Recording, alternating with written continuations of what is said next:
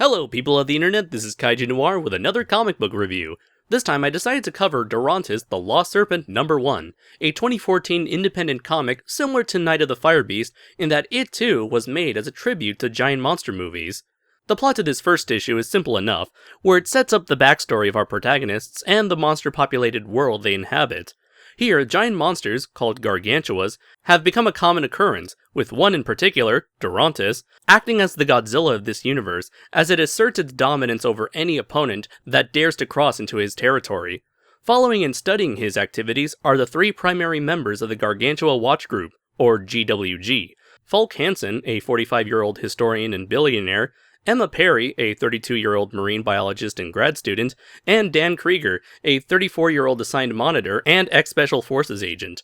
Right off the bat, their base is attacked by a swarm of giant moth-like creatures of unknown origin. Our team, along with Durontus, attempts to fight them off, only to find that this menace is just too overwhelming, as larger, more dangerous variants appear to worsen the situation.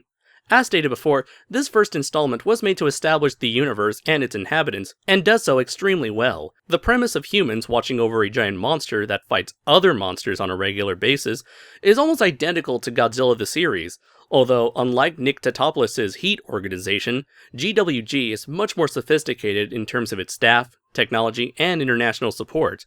Of the three main characters, Hansen and Emma in particular were quite compelling as they deal with life's problems through their sarcastic humor. It's clear that they operate on a similar wavelength due to working together for so long as mentor and student. We don't get a lot out of Dan, but I did get the sense that he's a man of action who immediately takes on a leadership role when things get really intense. As for the monsters, Durontus is a unique take on your typical dinosaurian monster. It feels like the people behind his design took advantage of the fact that they weren't limited to man-in-suit proportions, as seen by Durontus' semi-quadrupedal stance and its serpentine body. Its posture and elongated spines remind me of the modern-day interpretation of what we now think the Spinosaurus looked like. The face itself also resembles that of 1964 Godzilla, with the brows being a noticeable feature. Behavior-wise, he's very late 60s Godzilla, with his territorial behavior and tolerance towards humans. The moth swarm is, of course, an obvious homage to everyone's favorite giant insect, Megaguirus. All kidding aside, this take on your typical Mothra stand-in is actually pretty terrifying, and would fit perfectly in a horror movie setting like The Mist. In the scenes where only the swarms of normal-sized moths are involved, they immediately bring to mind the Tooth Fairies from Hellboy 2, due to their ravenous behavior as they overpower their prey through sheer numbers alone. The comic's art is very appealing, with colors that pop out, especially when it comes to pink and white.